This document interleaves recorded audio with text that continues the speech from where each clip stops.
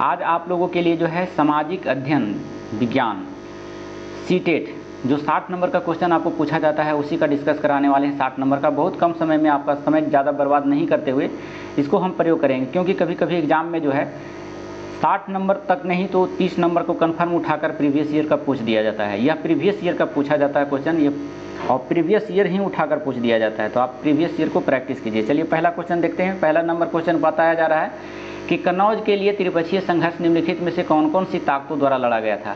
तो ये लड़ा गया था, ऑप्शन नंबर 2 हो जाएगा, गुर्जर, प्रतिहात, राजपूत और पाल वंश। ये 3 शासक ऐसे थे जो आपस में लड़ते रहते थे, इसी कारण से इसका नाम त्रिपक्षीय संघर्ष पड़ा। अच्छा, कारण क्या था? क्योंकि कन्नौज एक शहर है ना, ये गंगा के तट पर बसा हुआ था और यहाँ से व्यापार होता था। व्यापार के चलते इन तीनों में आपसी मतभेद होता रहता था, जिसे त्रिपक्षीय संघर्ष के नाम से जाना गया। चलिए अगला क्वेश्चन आपका दिया हुआ है, निम्न वक्तव्यों ए और बी पर विचार करके सही उत्तर का चयन कीजिए। वक्तव्य में कहा जा रहा है महाजन पदों के शासक केवल किसानों से नियमित रूप से कर वसूल थे। गलत जवाब है, सिर्फ किसान ही नहीं व्यापारियों से भी यह कर वसूला करते थे, तो ये गलत दिया हुआ है। अगला क्वेश्चन आपका देख लीजिए यहाँ पर वक्तव्य, इसमें कहा जा रहा है आपसे कि वक्तव्य औजार बनाने और कृषि में उन्नति ने अनाज की अधिक पैदावार बढ़ाया। औजार बनाने के बाद बिल्कुल सही ये दिया हुआ है, तो ये गलत है और बी सही है। ये गलत और बी सही, ऑप्शन नंबर 3 हो जाएगा इसका आंसर। चलिए अगला क्वेश्चन आपको दिया गया है, तीसरा नंबर क्वेश्चन की बात करेंगे हम। तीसरा नंबर में हमारे साथ जुड़े रहेंगे। चलिए देखिए, तीसरा नंबर में आपसे कहा जा रहा है कि अकबर के, तीसरा नंबर क्वेश्चन का मतलब 33 नंबर क्वेश्चन, 33 नंबर में कहा जा रहा है कि अकबर के सर्वत्र शांति विचार का उदय हुआ क्योंकि करके दिया हुआ ऑप्शन नंबर ए हो जाएगा। उसे विभिन्न धर्मों और उसके रीति रिवाजों में रुचि थी। अकबर एक ऐसा मुगल बादशाह था जिसे किसी भी एक धर्म को वह नहीं करता, उसके रीति रिवाजों में बहुत सारे रुचियाँ थी, माने सभी के रीति सभी धर्म को एक समान रूप से माना जाता है। तो मुगल दरबार में अकबर धर्मनिरपेक्ष व्यक्ति था। 33 नंबर के बाद हम 34 नंबर में आपसे चलते हैं, हमारे साथ जुड़े रहिएगा। 34 नंबर में देख लीजिए, 34 नंबर फिर मुगलों से आ गया है। मुगल साम्राज्य की स्थिरता का आधार था, क्या था आधार? तो ऑप्शन नंबर इसका 3 हो जाएगा सही आंसर। भूमि कर जो आय का मुख्य साधन था, इसी पर जो है स्थिर था और यही आधार था किसका? मुगल साम्राज्य का, क्योंकि आय का जो स्रोत था वह सिर्फ भूमि कर से ही आय प्राप्त होता था। अगला क्वेश्चन 35 नंबर में चलते हैं। 35 नंबर में कहा जा रहा है तुलसीदास की रामचरितमानस डैश भाषा में लिखी हुई गई है।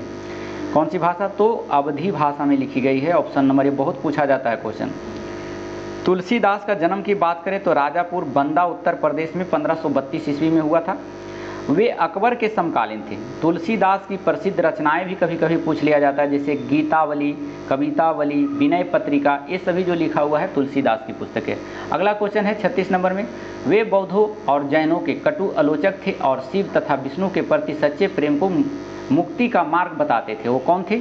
तो वे थे नयनार और अलवार। नयनार और अलवार थे जो बौद्ध और जैन के कटु आलोचक थे, बहुत आलोचना करते थे, लेकिन शिव और विष्णु के एकदम सच्चे प्रेम भक्ति थे। तो इसे भी आप लोग याद रखें। 37 नंबर क्वेश्चन में चलिए, गोंड जनजाति आज के समय में कौन से राज्यों में बहुत संख्या में फैली हुई है? तो ये फैली हुई छत्तीसगढ़, महाराष्ट्र और आंध्र प्रदेश में। चलिए अगला क्वेश्चन 38 नंबर में कहा जा रहा है कि निम्नलिखित पर विचार कीजिए और सही विकल्प का चयन कीजिए। 38 का देख लीजिए। 38 में कहा जा रहा है कि बहुत से आदिवासी समूह बाजार और व्यापारियों को अपने शत्रु की तरह समझते थे। ये बिल्कुल सही है। अंग्रेजी राज में रहने वाले परिवर्तनों को अनुभव कर आदिवासी समूह खुश थे। गलत, खुश कभी नहीं रहते थे अंग्रेजों से कोई भी समुदाय, ये गलत दिया है। दिगू लोगों ने आदिवासियों की आर्थिक और सामाजिक संपन्नता में सहायता की थी, ये गलत जवाब, ये भी सही नहीं है। तो अब आपका सही आंसर केवल 1 हो जाएगा, 38 का ये। 39 नंबर में चलते हैं। सतनामी आंदोलन का गठन किसकी सामाजिक स्थिति को सुधारने के लिए किया गया था? तो ये किया गया था आपका मध्य भारत में चमड़े का काम करने वाले लोगों के समूह को, है ना, तो सतनामी विद्रोह हुआ था वहाँ। चलिए अगला क्वेश्चन है, निम्नलिखित में से कौन से आंदोलन जाति उन्मूलन के विरुद्ध स्पष्ट रूप से अपने प्रभाव के क्षेत्र में मेल खाते हैं? देखिए सतनामी अभी पढ़ाएं आपको, तो इसका हो जाएगा सत्यशोधक समाज। ये जो है महाराष्ट्र में चला था, ये आपका सही समाज मिलाता है। सत्यशोधक समाज के बारे में अगर बाकी सब है जो सतनामी आंदोलन के बात करें तो ये अलग जगह हुआ था। पहले सत्यशोधक समाज के बारे में चर्चा कर लेते हैं। सत्यशोधक समाज 24 सितंबर 1873 ईस्वी को ज्योतिबा फूले के द्वारा स्थापित किया गया एक पंथ था। यह एक छोटे से समूह के रूप में शुरू हुआ और इसका उद्देश्य क्षुद्र एवं जो छुआछूत था उस जाति के लोगों को विमुक्त करना, मतलब उसकी छुआछूत की भावना को मिटाना था। यह सत्यशोधक समाज का मुख्य उद्देश्य था। चलिए अगला क्वेश्चन है, तो ये आपका 3 नंबर वाला सही है, मेल खाता है, बाकी नहीं सही है। अगला क्वेश्चन चलते हैं हम लेकर के 41 नंबर में। 41 नंबर में चलते हैं लेकर के, बने रहेंगे हमारे साथ थोड़ा। चलिए देखिए 41 क्वेश्चन आपसे क्या कहा जा रहा है। 41 में कहा जा रहा है आपसे कि निम्नलिखित में से कौन से दावे जाति विरोधी समाज सुधारक से सही रूप से मेल खाते हैं। तो ये मेल खाता है, आपका कथन पढ़ना पड़ेगा। निम्न जातियां दृढ़वीर संस्कृति और वास्तविक सार्थक को घासीराम, ये गलत है, घासीराम नहीं था इसका। यहाँ पर देखिए जाति के आधार पर लोगों में भेदभाव नहीं करना चाहिए, क्योंकि संपूर्ण मानवता एक ही जाति से संबंध रखती है। श्री नारायण, ये सही बोला था, श्री नारायण का कथन किया हुआ है, ये सही है आपका। क्षुद्र और अति क्षुद्रों को जाति भेदभाव को एकजुट होकर चुनौती देनी चाहिए, ज्योतिबा फूले, ये भी सही है, ये ज्योतिबा फूले का स्टेटमेंट है। तो आपका बी और सी दोनों सही थे, 41 का नंबर 2 हो जाएगा आपका। चलिए 42 नंबर में चलते हैं हम लोग। 42 नंबर में कहा जा रहा है कि औपनिवेशिक भारत में प्रशासन के भारतीयकरण की मांग के विषय में कौन सा वक्तव्य सही है। देख लीजिए कथन, अधिकांश नौकरियां पर अंग्रेज का अधिकार था, ये बिल्कुल सत्य है, जितने भी नौकरी थे वो सभी पर अंग्रेजों का अधिकार था। बी नंबर में कहा जा रहा है इसके द्वारा आशा की गई कि धन का बहाव इंग्लैंड की ओर से रोका जा सकेगा, ये भी आपका सही दिया हुआ है। उसको लग रहा था अंग्रेज जिस तरह से भारत से धन कमाकर इंग्लैंड भेज रहा था, तो उसे लग रहा था कि इसको कोई रोकने वाला जरूर यहाँ उत्पन्न होगा। तो ये दोनों ऑप्शन सही है आपका। इसके द्वारा आशा की गई कि भारतीयों के लिए इंग्लैंड में अधिक रोजगार के अवसर बनाएगा।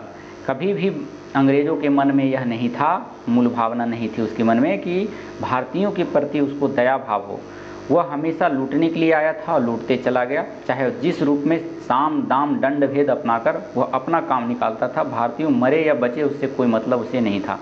तो आपका ए और बी दोनों सही है, ऑप्शन नंबर 42 का ये हो जाएगा। 43 नंबर में चलते हैं आपको। 43 नंबर में कहा जाता है रॉलेट सत्याग्रह के विषय में इन वक्तव्यों पर विचार कीजिए और उचित विकल्प बताइए। तो 43 का देख लीजिए कौन सा सही हो जाएगा, पढ़ना पड़ेगा आपको। रॉलेट एक्ट के विरुद्ध में सत्याग्रह के लिए गांधी जी ने वर्ष 1919 ईस्वी में घोषणा किया था, बिल्कुल सही था, क्योंकि रॉलेट एक्ट के बाद असहयोग आंदोलन शुरू हुआ था। इस एक्ट के द्वारा पुलिस की शक्तियाँ बढ़ती थी और यह एक्ट आम आदमी के मौलिक अधिकार भी सशक्त करता था। हाँ, ये भी सही है, क्योंकि रॉलेट एक्ट जो आया था तो ये बिना वकील बिना दलील का कानून था। जिसे शक हुआ जिस पर, उसे अनिश्चित काल के लिए जेल में डाल दिया जाता था। तो ये दोनों वक्तव्य आपका सही है। सी में कहा जा रहा है आपका कि 6 अप्रैल 1919 ईस्वी को अपमान और याचना दिवस के रूप में मनाया जाता है, ऐसा कोई बात नहीं।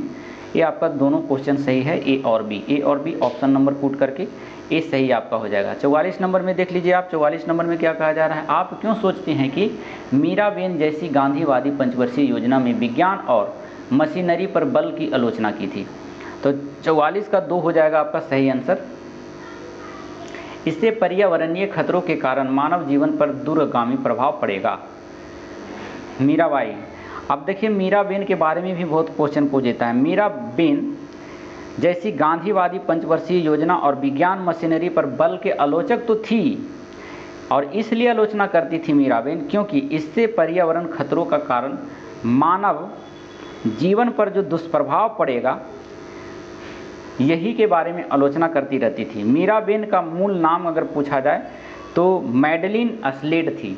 ये बहुत पूछा जाता है, मीराबेन का जो है मूल नाम क्या था, तो मैडलिन अस्लेड था। वे एक ब्रिटिश सैन्य अधिकारी थी और सैन्य अधिकारी की बेटी थी, माफ़ कीजिएगा, वह ब्रिटिश होते हुए भी हिंदुस्तानी की आज़ाद के लिए, यानी हिंदुस्तान की आज़ाद के लिए हिंदुस्तानों के पक्ष में थी। गांधी ने ऐसा मीराबेन नाम दिया था। देखिए पहले इनका नाम जो था मैडलिन अस्लेड था, लेकिन गांधी जी के संपर्क में आने से गांधी जी इसके कार्य से बहुत खुश हुए, क्योंकि अंग्रेज होते हुए भारतीयों को बहुत सहायता करता था। इसीलिए इसको जो है मैडलिन स्लेड के नाम के जगह पर मीराबेन की उपाधि दिया गांधी जी ने। चलिए अगला क्वेश्चन आपका दिया हुआ है, निम्नलिखित कथनों में से मानचित्र के संदर्भ में कौन सा कथन सही है। सही के बारे में पूछ रहा है, तो 45 का देख लीजिए। मानचित्र के 3 घटक है, दूरी, समय और चिन्ह। ये बिल्कुल गलत है। एक बड़े क्षेत्रफल वाले भाग जैसे महाद्वीप या देशों को कागज पर दिखाना होता है, तब हम छोटे पैमाने वाले मानचित्र का प्रयोग करते हैं, बिल्कुल सही है। जब एक छोटे क्षेत्रफल वाले भाग जैसे गांव, शहर या कस्बों को कागज पर दिखाना होता है, तब हम बड़े पैमानों का उपयोग करते हैं। ये भी सही है। तो बी और सी आपका सही है और ए सही नहीं है। तो 45 का देख लीजिए, यहाँ पर ऑप्शन दिया हुआ होगा। चलिए देखिए, 45 का आपका जो है बी और सी सही है। ऑप्शन नंबर बी और सी सही होगा। चलिए देखिए 46 नंबर में देख लीजिए आप। 46 नंबर में कह रहा है, निम्नलिखित लक्षणों के आधार पर महाद्वीप का पहचान कीजिए। महाद्वीप का पहचान कौन कौन हो जाएगा? देखिए,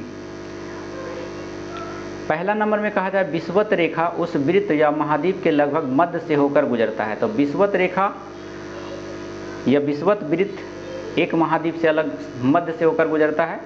और दूसरा में कह रहा है कि इस महाद्वीप का बहुत बड़ा भाग उत्तरी गोलार्ध में स्थित है। तो ये दोनों बातें सत्य होता है अफ्रीका के लिए। किसके लिए? अफ्रीका महादेश के लिए। तो सटीक आंसर आपका 3 हो जाएगा। चलिए, अगर हम महाद्वीप की बात करें तो भारत जो है उत्तरी गोलार्ध में स्थित है, ये भी याद रखना है। अफ्रीका की एक रेखा जो है महाद्वीप, जिसे कर्क रेखा, मकर रेखा, भूमध्य रेखा, तीनों रेखा यहाँ से गुजरती है। इसको याद रखिएगा, कर्क रेखा, मकर रेखा और भूमध्य रेखा।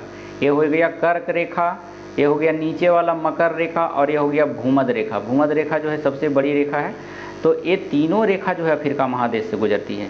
47 नंबर में चलते हैं, निम्न में से कौन सा पृथ्वी के ताप कटिबंध का अनुक्रम सही तरीके से रखा गया है या गए हैं?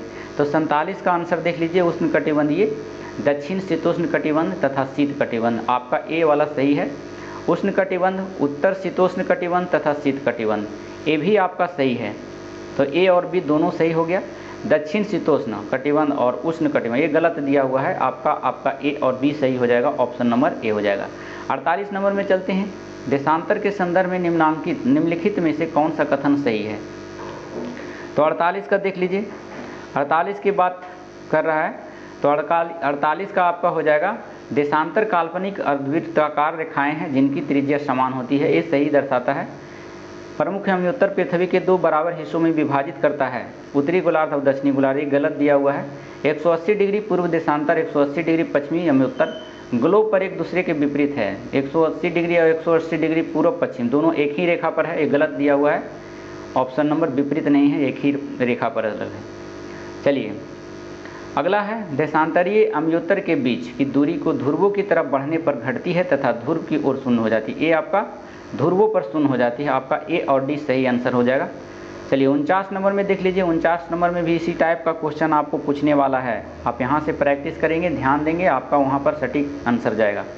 निम्न कथनों ए और बी पर विचार कीजिए तथा सही विकल्प का चयन कीजिए। कथन ए में कहा जाए कि हरे पौधे CO2 का प्रयोग करके अपना भोजन तैयार करते हैं। बिल्कुल सही बात कहा जा रहा है।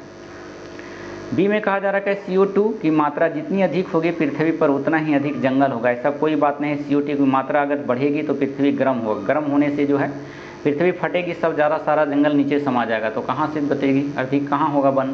तो ये गलत क्वेश्चन दिया गया है। आपका 49 का 3 हो जाएगा। ए सत्य है और बी असत्य है। अगला क्वेश्चन 50 नंबर में कहा जा रहा है कि पृथ्वी की तीव्रता रिएक्टर स्केल पर मापी जाती है। रिएक्टर पैमाने पर कौन सा मान या उससे अधिक वस्तुओं को गिरने से क्षति पहुँच सकता है? तो 50 का आंसर हो जाएगा 5.0। अगला क्वेश्चन है 51 नंबर में, जहाँ पर डिस्कस कराने वाला क्वेश्चन होगा हम खुद कराएंगे, आप लोग टेंशन ना लें। 51 नंबर में कहा जा रहा है कि आप जिस तापमान का अनुभव करते हैं वह वायु में मौजूदा ताप व शीतलता ही होती है। किसी स्थान पर तापमान निर्भर करता है। अब वो कूट करके दिया हुआ है। तो 51 का देख लीजिए। 51 का आंसर जो हो जाएगा आपका यहाँ पर स्थान के अक्षांश पर, ये सही हो जाएगा। स्थान की ऊंचाई पर यानी समुद्र तल से, ये भी सही है आपका। स्थान के देशांतर पर नहीं होगा। और गर्म एवं ठंडी महासागरीय धाराओं की उपस्थिति पर, ये भी सही हो जाएगा। तो आपका ए, बी और D A B D option number B हो जाएगा। 51 का 2। 52 नंबर में चलते हैं लेकर आपको। 52 नंबर में देख लीजिए। 52 नंबर आपसे कहा जा रहा है, 52 नंबर में आपसे कहा जा रहा है कि निम्नलिखित कथनों पर विचार कीजिए तथा सही विकल्प का चुनाव कीजिए। कथन आपका दिया हुआ है, कूट करके आंसर दिया हुआ है, आपको मिलान करना है।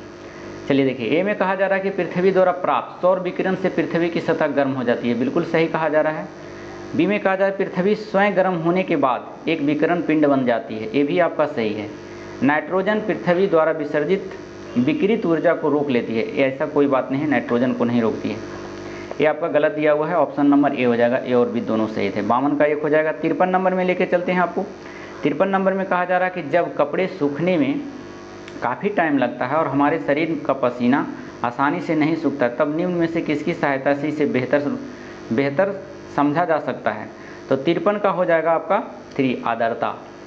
अगला क्वेश्चन 54 नंबर में हो जाएगा, निम्न का मिलान कीजिए तथा सही विकल्प का चयन कीजिए। 54 नंबर में देख लीजिए, 54 नंबर क्या कहा जा रहा है आपका, उष्णकटिबंधीय वर्षा वन। उष्णकटिबंधीय वर्षा जो वन होता है वह पश्चिमी घाट के पश्चिमी ढलान पर होता है, ऑप्शन नंबर 2 हो जाएगा इसका। चलिए, उष्णकटिबंधीय पर्णपाती वन। पर्णपाती वन के बारे में बात करें तो पर्णपाती वन पाया जाता है पश्चिमी घाट के पूर्वी ढलान पर, ऑप्शन नंबर यहाँ 3 हो जाएगा, 3 में मिलेगा ये। कटीली झाड़ियाँ जो पाई जाती है तो ये राजस्थान के क्षेत्र में कटीली झाड़ियाँ पाई जाती है, और मैनग्रोव जो है पश्चिम बंगाल और गुजरात के क्षेत्र में पाया जाता है। तो यहाँ पश्चिम बंगाल नहीं दिया हुआ है। सुंदरवन, तो सुंदरवन भी पश्चिम बंगाल में है, या फिर गुजरात रहता तो गुजरात आंसर हो जाएगा। तो ऑप्शन नंबर मिला लीजिए, यहाँ से 2, पहले यहाँ से 1, 2 हो जाएगा, 2 यहाँ से एक ही ऑप्शन में है, ऑप्शन नंबर 3 हो जाएगा इसका। 54 का 3 हो जाएगा। 55 नंबर में देख लीजिए आप। 55 नंबर में कहा जा रहा है कि एक अध्यापिका अपनी कक्षा में जनसंख्या और उसके संगठन के संदर्भ में पढ़ा रही थी। वह अपने छात्रों को जनसंख्या पिरामिड दिखाती है जो अपने आधार पर चौड़ा है तथा ऊपर की ओर बढ़ते हुए साकरा हो रहा है। तो निम्नलिखित में से किस देश का जनसंख्या पिरामिड का वह प्रयोग कर रही है। बच्चा से पूछा जा रहा है क्वेश्चन, यानी बच्चा को पढ़ा रही है कोई टीचर और उसे पूछ दिया है कि पिरामिड का वो प्रयोग कर रही है, तो पिरामिड के आकार का कौन सा ऐसा देश है। तो 55 का है केनिया। केनिया जो है पिरामिड के आकार का एक देश है। अगला क्वेश्चन है, निम्नलिखित में से कौन से प्रवास को प्रभावित करने वाले अपकर्ष कारक है। तो अपकर्ष कारक की बात कर रहा है तो ऑप्शन नंबर देख लीजिए इसमें। कार्य हेतु अच्छे अवसर, ये भी सही हो जाएगा। बेहतर स्वास्थ्य सेवाएं, ये भी सही है आपका। और उसके गरीबी जो नहीं है, प्रवास के लिए गरीबी नहीं है। और उसके बाद उच्च आय, ये सही है। तो ए बी और डी ऑप्शन नंबर 2 हो जाएगा। 57 नंबर में देखिए, 57 नंबर में कह रहा है निम्नलिखित वक्तव्यों पर विचार कर रहे विकल्प का चुनाव कीजिए। चलिए देखिए, 57 नंबर में देख लीजिए। 57 नंबर में कह रहा है प्राथमिक गतिविधियों में प्राकृतिक संसाधनों का निष्कर्षण और उत्पादन शामिल होता है, ये बिल्कुल सही है। बैंकिंग, यातायात और विज्ञान द्वितीय गतिविधियों का उदाहरण है, ये गलत दिया हुआ है। द्वितीय गतिविधियों का उदाहरण नहीं है, बैंकिंग जो है तृतीय क्षेत्र में आता है, तो ये गलत दिया हुआ है। तृतीय गतिविधियाँ प्राकृतिक, ये गलत हो गया, बी वाला ऑप्शन। तृतीय गतिविधियाँ प्राकृतिक संसाधनों के प्रसंस्करण से संबंधित है, ये गलत दिया हुआ है। तीसरी जो है औद्योगिक से संबंधित है। प्राकृतिक संसाधन जो होते हैं, ये खेती बाड़ी आ जाता है प्राथमिक क्षेत्र के अंतर्गत, तो ये दोनों गलत दिया हुआ है। पहला आपका सही है, तो आपका केवल एक ही आंसर सही हो जाएगा, ऑप्शन नंबर ए। 57 का ये हो जाएगा। 58 नंबर में चलिए, 58 नंबर में देख लीजिए आपका क्या कह रहा है। भारत के किस क्षेत्र में बौद्ध धर्म तिब्बत पहुंचा था। भारत के किस क्षेत्र से बौद्ध धर्म तिब्बत पहुंचा, ये पूछ दिया है क्वेश्चन। तो ये जो पहुंचा था लद्दाख से, ऑप्शन नंबर 2 हो जाएगा। लद्दाख के बारे में बात करें तो भारत के लद्दाख क्षेत्र के रास्ते बौद्ध धर्म तिब्बत पहुंचा, और लद्दाख को छोटा तिब्बत भी कहा जाता है। लगभग 400 साल पहले की बात करें तो यहाँ पर लोगों का इस्लाम धर्म से परिचय हुआ था, और अब यह अच्छी खासी जनसंख्या मुसलमान रहते हैं यहाँ। चलिए अगला क्वेश्चन है 59 नंबर में। 59 नंबर कहा जा रहा है कि संविधान बनाने वाले ए उद्घोषणा करते हुए कहा कि भारत के लोगों के लिए किसी भी एक भाषा, धर्म या संस्कृति को मानना बाध्य नहीं है या नहीं होगा, किस मूल्य को बढ़ावा देने का प्रयास किया था, ये क्वेश्चन पूछा जा रहा है। तो ये आपका हो जाता है विविधता का क्वेश्चन, ऑप्शन नंबर 3। विविधता का अर्थ जान लीजिए। कहता है भारत में किसी भी धर्म को बढ़ावा देने के लिए ऐसा कोई प्रावधान नहीं है। भारत जो है धर्मनिरपेक्ष राष्ट्र है, सेकुलर है। यहाँ किसी भी धर्म जाति के लोग रह सकते हैं, निवास कर सकते हैं, रोजी रोटी कमा सकते हैं, है ना। ये बिल्कुल नहीं कहा जा सकता है कि यहाँ किसी धर्म की एक धर्म की मान्यता है। विविधता हमारे संविधान के रीढ़ की हड्डी है, जिसे भारत को जोड़ने और अमूर्त प्रवास की अवस्था को दर्शाता है। तो चलिए 60 नंबर में चलते हैं। भारत में सरकार के कितने स्तर मौजूद हैं? तो सरकार के कितने स्तर है? सरकार के 3 स्तर हैं। कौन कौन है? केंद्र स्तर, राज्य स्तर और स्थानीय स्तर। आप जानते हैं अभी केंद्र और का चुनाव हो रहा है, तो चुनाव से संबंधित वो केंद्र का है। राज्य में चुनाव होता है विधानमंडल, विधान परिषद और विधानमंडल का जो होता है ये चुनाव होता है राज्यों में, और उसके बाद फिर स्थानीय लेवल का पंचायत, नगर पंचायत, ये सब का चुनाव स्थानीय। तो 3 प्रकार के स्तर हैं जो भारत में है। 61 नंबर में चलते हैं हम लेके आपको। 61 नंबर में कहा जाता है भारतीयों के मताधिकार के बारे में निम्नलिखित में से कौन सा वक्तव्य है जो सही है? तो इसका सही ऑप्शन नंबर 3 है। कुछ भारतीयों के पास औपनिवेशिक भारत में मताधिकार था, किंतु सार्वभौमिक व्यक्ति मताधिकार नहीं था। तो ये आपका सही आंसर है। 62 नंबर में चलिए, क्या कारण है कि छोटी कार्यशाला और कारखानों कामगारों को अस्थायी रूप से काम पर रखते हैं? तो 62 का आंसर हो जाएगा आपका, देख लीजिए, इन कामों के लिए तकनीकी कौशल या योग्यता नहीं होनी चाहिए। गलत जवाब है। किसी भी काम के लिए कौशल होनी चाहिए, ये गलत दिया हुआ है। इससे नियोक्ता पर कम दायित्व बनता है, ये सही दिया हुआ है। ये कार्य मौसमी होते हैं, कामगार आवश्यकता पड़ने पर रखे जा सकते हैं, ये भी आपका सही है। तो बी और सी सही है, ऑप्शन नंबर 2 हो जाएगा। चलिए अगला क्वेश्चन है 63 नंबर में, कृषि के सिवाय में कौन सा कथन सही है? तो 63 का देख लीजिए, लोग पूरे वर्ष अपनी भूमि या दूसरे की भूमि पर काम करते हैं, ये गलत दिया हुआ है। अपने ही भूमि पर काम करते हैं। गांव में स्त्री पुरुष दोनों कृषि कार्य में लगे रहते हैं, ये बिल्कुल सही जवाब है। ऑप्शन नंबर बी 2 इसका सही आंसर हो जाएगा। 64 नंबर में चलते हैं। 64 नंबर में कहा जा रहा है कक्षा में प्रजातंत्र विषय पर चर्चा करते हुए आप इसे प्रस्तुत करना चाहेंगे, किसे चाहेंगे? तो 64 का 1 हो जाएगा, एक परिवर्तनशील और विकासशील विचार के रूप में। अगला क्वेश्चन है, एक अध्यापिका जेंडर भूमिका पर चर्चा कर रही है, कौन सा उदाहरण रूढ़िवादिता तोड़ने के लिए उपयुक्त होगा? रूढ़िवादिता को तोड़ने के लिए उपयुक्त कह रहा है, तो ऑप्शन नंबर आपको देखना होगा। यहाँ पर देख लें, लक्ष्मी लाकड़ा उत्तर रेलवे की प्रथम इंजन चालक बनी थी, ये बिल्कुल सही है। दुमे कह रहा है जेवियर अच्छा वेतन वाली नौकरी पाने के लिए एक अंक प्राप्त करने के दबाव में है, ये भी आपका सही है। और तीसरा है रुकैया हुसैन ने वायुयान चालक महिलाओं की कहानी लिखी थी, ये आपका गलत दिया हुआ है, ये आपसे संबंधित नहीं है। तो आपका ए और बी दोनों सही हो जाएगा। 65 नंबर में देख लीजिए जाकर के, 65 नंबर में ए और बी दोनों कथन सत्य है।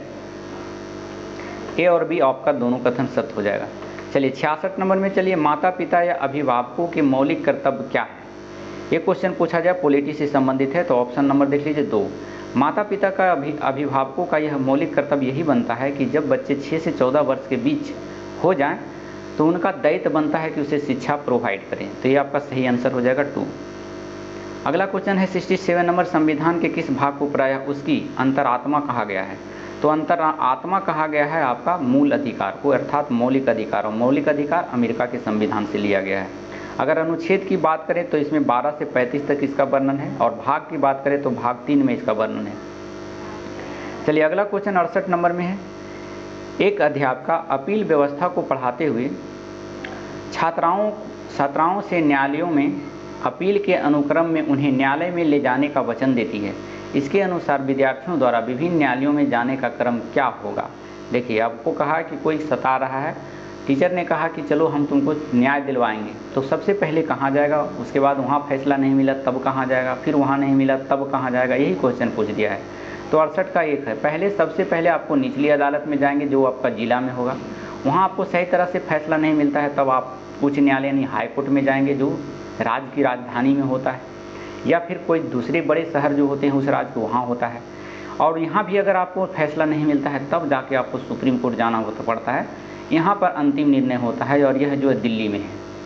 चलिए अगला क्वेश्चन आपका है 69 नंबर में। 69 नंबर आपसे कहा जा रहा है कि सामाजिक समूहों में हास्यकरण से सामना डैश किया, किसके किया? तो 69 नंबर में देख लीजिए, दूसरों के आधिपत्य के विरुद्ध द्वारा, ये सही है आपका दिया हुआ है। मुख्य धारा से बहिष्कृत किए जाने के विरुद्ध द्वारा, ये गलत है। और सी में है सशस्त्र संघर्ष द्वारा, ये सही है आपका। और शिक्षा द्वारा अपने सुधार द्वारा, ये भी सही है। तो ACD आपका 3 नंबर में सही है। चलिए 70 नंबर क्वेश्चन में आपको बात करते हैं। 76 नंबर आपसे कहा जा रहा है कि भारतीय संविधान द्वारा दिए गए मूल अधिकारों के बारे में निम्न कथनों पर विचार कीजिए तथा सही विकल्प का चयन कीजिए। तो 70 का आंसर देख लीजिए, यहाँ पर पढ़ना पड़ेगा आपको। ये अधिकार सभी भारतीयों को समान रूप से मिले हुए हैं, ये बिल्कुल सही है। कौन सा अधिकार? मौलिक अधिकार। और यही अधिकार जो है अमेरिका से लिया गया है, तो ये आपका सही है। एक जो है क्वेश्चन आपका सही दिया हुआ है 70 का, ये वाला तो सही हो गया। दूसरा नंबर में कह रहा है कि हाशिए के लोग, है ना, हाशिए के लोग इनका उपयोग उन पर होने वाले अन्यायों से अपने बचाव हेतु करते हैं, तो ये भी आपका सही दिया हुआ है।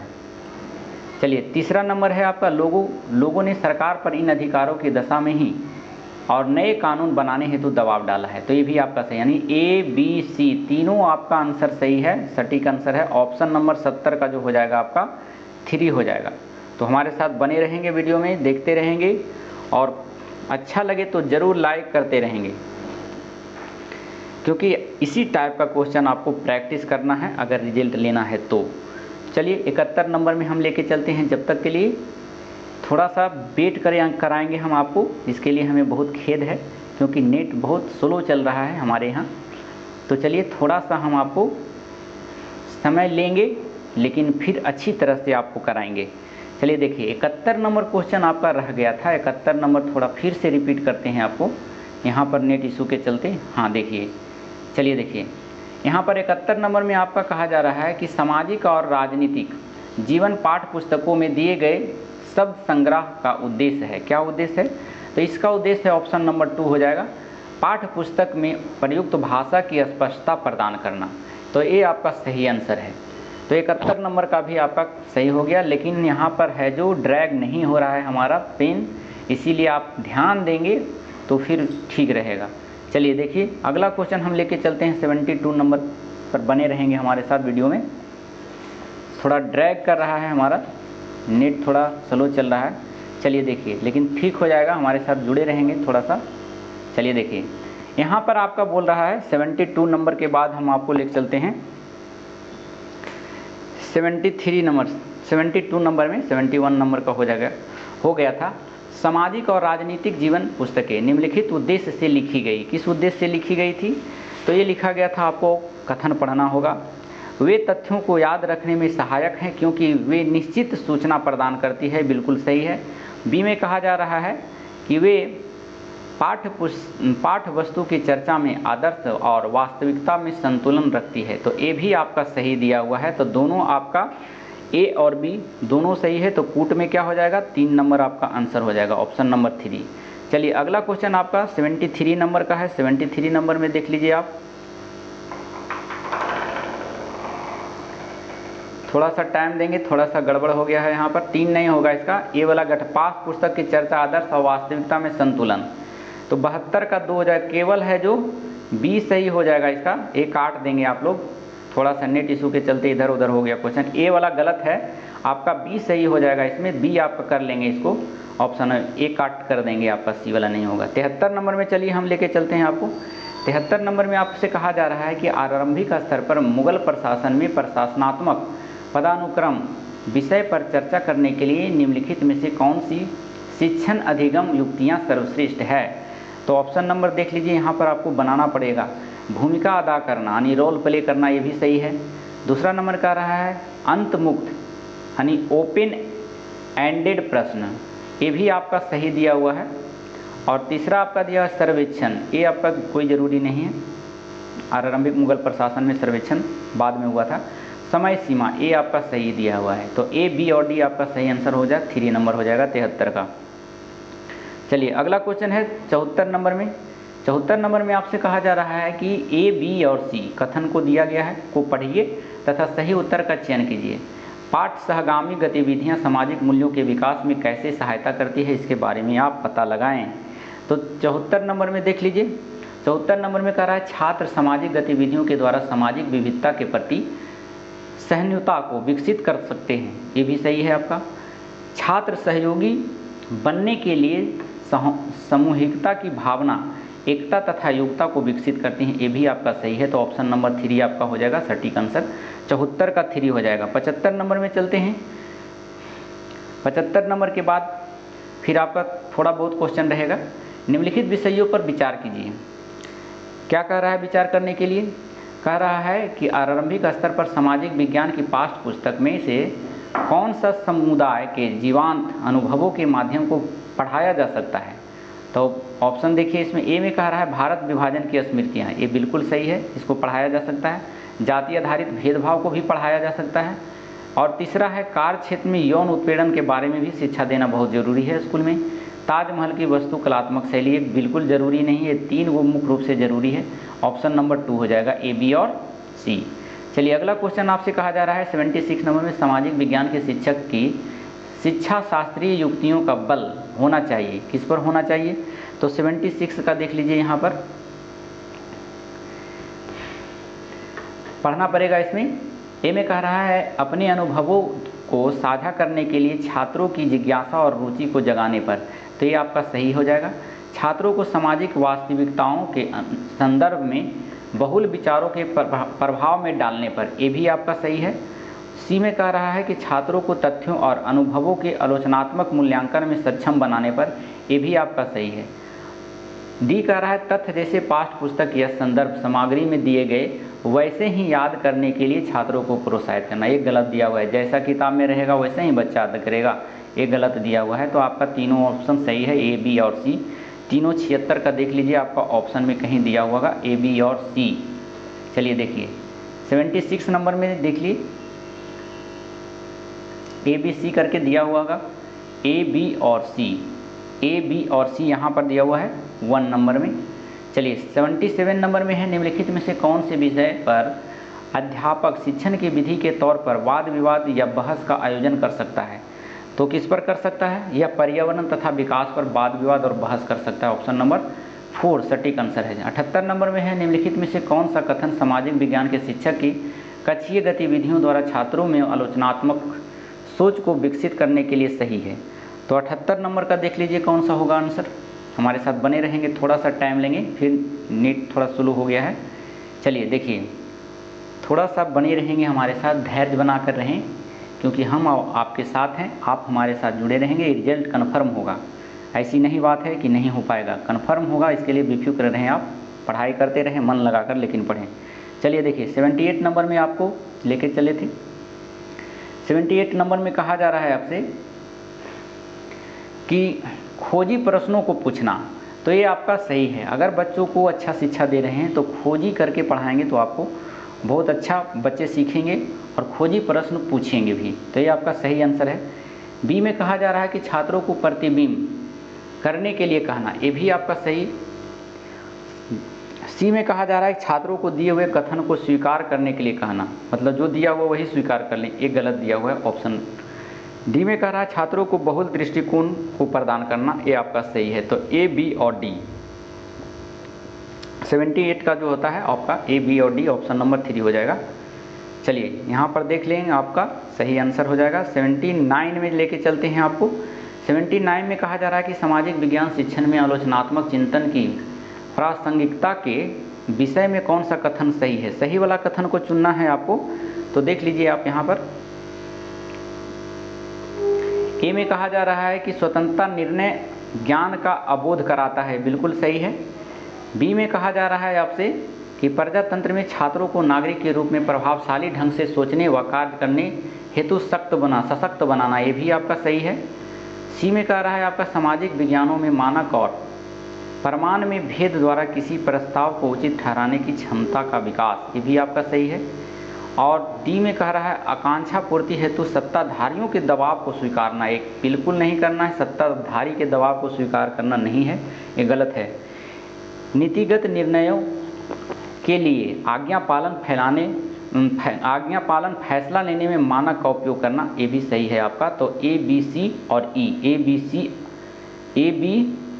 सी, डी, इसका कौन हो जाएगा आपका? देख लीजिए यहाँ पर 79 का है।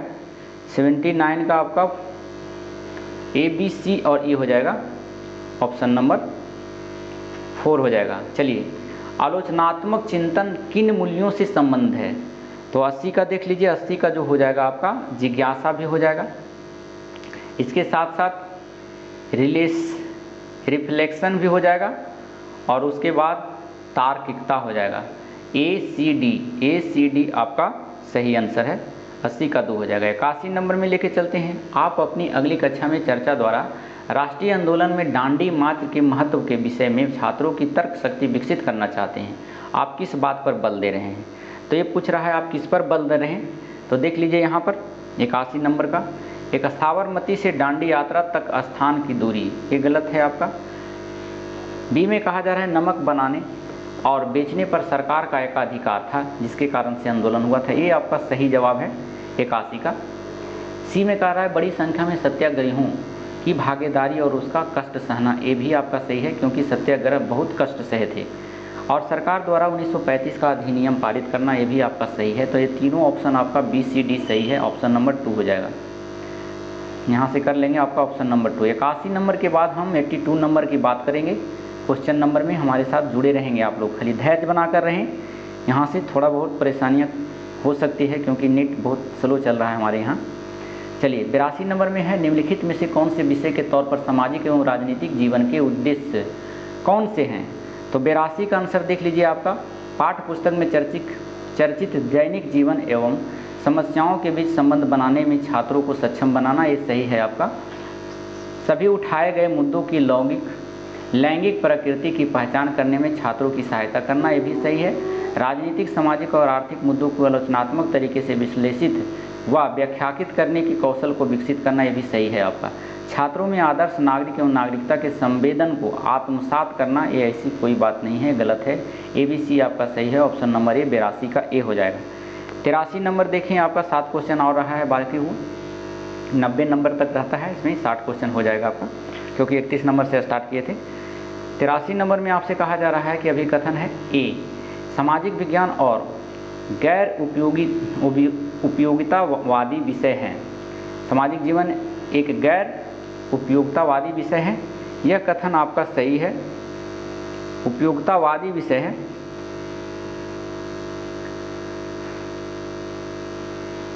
सामाजिक विज्ञान एक गैर उपयोगितावादी, गलत है, उपयोगितावादी नहीं है, गैर नहीं है। ये संविधान में वर्णन है सामाजिक सोसाइटी के बारे में, तो ये आपका गलत दिया हुआ है। तर्क है सामाजिक विज्ञान प्राकृतिक विज्ञानों की तरह वैज्ञानिक जांच परिप्रश्न के अनुकूल नहीं है का दिया, लेकिन अनुकूल है, तो ये गलत दिया हुआ है ये भी, तो दोनों आपका गलत हो गया। तो 83 का आंसर 4 हो जाएगा, ए और आर दोनों गलत है, ऑप्शन नंबर 4 हो जाएगा। अगला क्वेश्चन है आपका, थोड़ा सा कम दिखाई पड़ रहा है लेकिन हम पढ़ने का प्रयास करेंगे, आपको समझ में आ जाएगा। देख लीजिए, 84 नंबर में कह रहा है अध्यापक छात्रों को विभिन्न सामाजिक आर्थिक वर्गों में 10 महिलाओं को साक्षात्कार करने और उनके द्वारा अनुभव की जाने वाली चुनौतियों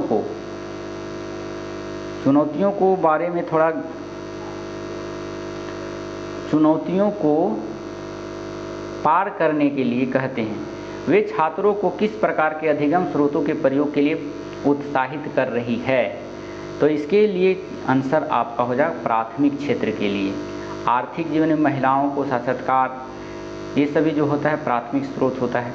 अगला क्वेश्चन है 85 नंबर भी मिटा हुआ है लेकिन पढ़ने का प्रयास जरूर करेंगे। छात्रों के लिए उपयुक्त परियोजना के चयन पर दिए गए ABC कथनों पर विचार कीजिए और कौन सा अति महत्वपूर्ण है उसको आप देखिए। अध्यापक के उद्देश्यों को पाठ्यक्रम के अनुरूप होना चाहिए जिसके लिए परियोजना कार्य हुआ है। तो 85 का देख लीजिए, ए आपका सही दिया हुआ है। बी में कह रहा है आपसे कि जो विषय पाठ्यक्रम में पढ़े हुए हैं उनको परियोजना कार्य से जोड़े, तो ये भी आपका सही है। सुनिश्चित करें कि परियोजना कार्य विद्यालय से बाहर स्थित हो, गलत है, विद्यालय में ही होता है परियोजना। तो ये दोनों क्वेश्चन आपका सही है, ए और बी दोनों आपका सही आंसर है। 86 नंबर में चलते हैं, निम्नलिखित प्रश्नों में से कौन से प्रश्न विद्यार्थियों के कार्यवाही ज्ञान के आकलन का प्रयास करते हैं? कथन आपके सामने दिया हुआ है, देखिए 86 में कह रहा है अपने क्षेत्र में वायु प्रदूषण को नियंत्रित करने के 3 तरीकों को वर्णन कीजिए। ये आपका सही दिया हुआ है। बी में कह रहा है कि यूरोपीय व्यापारिक कंपनियों को भारत की ओर किस बात ने आकर्षित किया था। ये उसकी कोई मतलब नहीं है। आप अगर कार्यशीलता के बारे में आकलन कर रहे हैं तो आकलन इससे बच्चे को ज़्यादा बेहतर होगा, तो ये आपका उतना इम्पोर्टेंट नहीं है। सी में चलते हैं, अंग्रेजों ने भारतीय कृषि व्यापारीकरण किस प्रकार किया। हाँ, ये आपका सही है। तो ए और सी सही है, बाकी दोनों सब गलत दिया हुआ है। 86 का ए और सी हो जाएगा। 86 का ए और सी देख लीजिए कौन से ऑप्शन में दिया हुआ है 86 का। चलिए देखिए, 86 में ए और सी ऑप्शन नंबर ए में दिया हुआ है, ऑप्शन नंबर ए हो जाएगा। बाकी सब क्वेश्चन आपका सटीक आंसर नहीं दिया हुआ था। चलिए 87 नंबर में, समीर ट्रेन द्वारा भोपाल से चेन्नई की यात्रा कर रहा है। वह उन राज्यों के संदर्भ में उत्सुक या जिज्ञासु हो जाता है जिनसे वह गंतव्य तक पहुंचने के दौरान गुजरेगा। सबसे उपयुक्त तरीका सुझाएं जिससे वह उत्तर भी ढूंढ ले और उसमें कोई कौशल भी विकसित हो। ऐसा क्वेश्चन पूछ दिया गया है। तो 87 का देख लीजिए आंसर क्या हो जाएगा। 87 का आपका आंसर ए सही हो जाएगा, 1 हो जाएगा। भारत के राजनीतिक मानचित्र को देखें और भोपाल अर्थात मध्य प्रदेश एवं चेन्नई तमिलनाडु के बीच पड़ने वाली सभी राज्यों को पता करें। इससे जिज्ञासा भी बनेगा और उसके बुद्धि कौशल भी विकसित होगी। तो आपका ये सटीक आंसर है। 88 नंबर में लेके चलते हैं आपको। 88 नंबर में देख लीजिए क्या कह रहा है, फिर से देख लें इसको। 87 नंबर का थोड़ा गलत हो गया है। 87 नंबर का फिर से देख लें।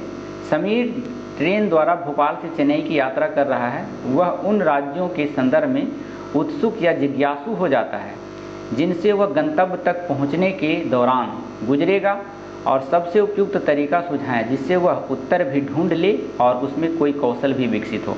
तो 87 का आंसर 3 हो जाएगा इसमें, ऑप्शन नंबर ए। इसको काट कर देंगे आप लोग। रेल का नंबर संख्या पता लगाएं और उसके रूट को मानचित्र पर ढूंढें और पता लगाएं। ये आपका कौशल को बढ़ाएगा। अगला क्वेश्चन 88 नंबर में है। 88 नंबर में क्या कह रहा है, निम्नलिखित प्रश्नों में से कौन सा छात्रों के तथ्यात्मक ज्ञान को आंकने के लिए प्रयास करता है। तो ये जो प्रयास करता है तथ्यात्मक ज्ञान, ऑप्शन नंबर पर देखेंगे। ए में कहा जा रहा है कौन से 2 मुख्य जलवायु घटक मृदा निर्माण के लिए उत्तरदायी होता है। तो ये आपका सही आंसर है। बी में कहा जा रहा है आपका कि द्वितीय विश्व युद्ध कब हुआ था। ये भी तथ्यात्मक क्वेश्चन है, आपका ये भी सही है। सी में कह रहा है कि सिंचाई के स्रोत को सूचीबद्ध कीजिए। ये भी सही है। चंपारण आंदोलन में महात्मा गांधी की भूमिका की व्याख्या करें। ये जो है तथ्यात्मक ज्ञान से संबंधित नहीं है, डिस्क्रिप्शन में आ जाएगा। तो ए बी सी आपका सही आंसर है, ऑप्शन नंबर 88 का ए हो जाएगा। 89 नंबर में चलते हैं। 89 नंबर में आपसे कहा जा रहा है कि आपको अपने छात्रों के समूह को संसद पटल पर रखे एक नए कानून के प्रति अवगत कराने के लिए एक प्रोजेक्ट कार्य करने देना है, यानी एक प्रोजेक्ट कार्य करने के लिए देना है। उनकी समझ व मूल्यांकन मापन करने के लिए आप निम्न में से क्या कार्य देंगे, ये पूछा जा रहा है। तो देखिए इसमें क्या करना है आपको।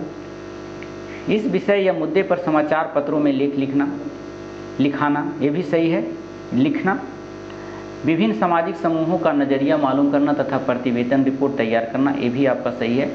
और सार्वजनिक स्थानों पर लगने के लिए पोस्टर तैयार करना, ये भी सही है। तो ए बी सी, ए आपका गलत दिया हुआ है। कानून निर्माता मिलना और लेख निबंध लिखना, ये गलत दिया हुआ है। तो ए बी और डी आपका सही आंसर हो जाएगा।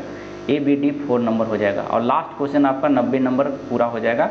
अंतिम क्वेश्चन 90 नंबर वाला है। तो निम्नलिखित में से आकलन की कौन सी रूपरेखा बच्चों में आत्म आकलन तथा आत्म अधिगम के अवसर प्रदान करती है।